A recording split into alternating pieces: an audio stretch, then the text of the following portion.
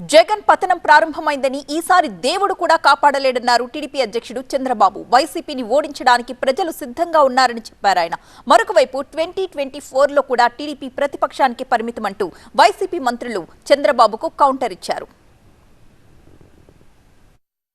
TDP అధ్యక్షుడు నారా చంద్రబాబు నాయుడు రా కదలిరా పేరిట బహిరంగ సభలు నిర్వహిస్తూ అధికార వైసీపీపై విమర్శలు గుప్పిస్తున్నారు. కర్నూలు, పత్తికొండలో, నెల్లూరులో ఆయన బహిరంగ సభల్లో పాల్గొన్నారు. 175 సభల్లో గెలుస్తామంటోన్న జగన్ ముందు పులివెందులలో గెలవమనండి చూద్దామంటూ సవాల్ విసిరారు చంద్రబాబు. రానున్న ఎన్నికల్లో టీడీపీ, జనసేన గెలుపును ఎవ్వరూ ఆపలేరన్నారు చంద్రబాబు. ఈ జగన్ మోహన్ రెడ్డి నీ బిడ్డ కాదు, ఈ రాష్ట్రానికి క్యాన్సర్ గడ్డ. అలాంటి క్యాన్సర్ గడ్డను ఆపరేషన్ చేయాలనా లేదా అని మిమ్మల్ని అడుగుతున్నా. అందుకే ప్రజలు నిర్ణయించారు, నీ ఫ్యాన్కు 3 రెక్కలున్నాయి, తొందరలోనే 3 రెక్కల్ని విరిచి పక్కన పడేస్తారు. గెట్ రెడీ జగన్మోహన్ రెడ్డి అని అంటున్నా.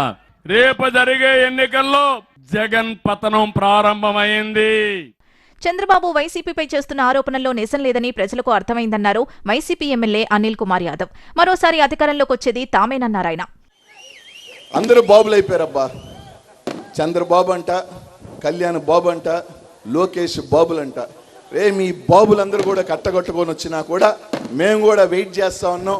ఒక్కొక్కరిని యుద్ధం చేయటం కూడా కష్టంగా ఉంది. మాకు కూడా కట్టగట్టుకొని ఒకేసారి వచ్చేస్తే 2024లో కట్టగట్టుకొని కొట్టి బంగాళాఖాతంలో మూసేసి మాకు ప్రత్యర్థి లేడు, మాకు ఎదురు లేదు.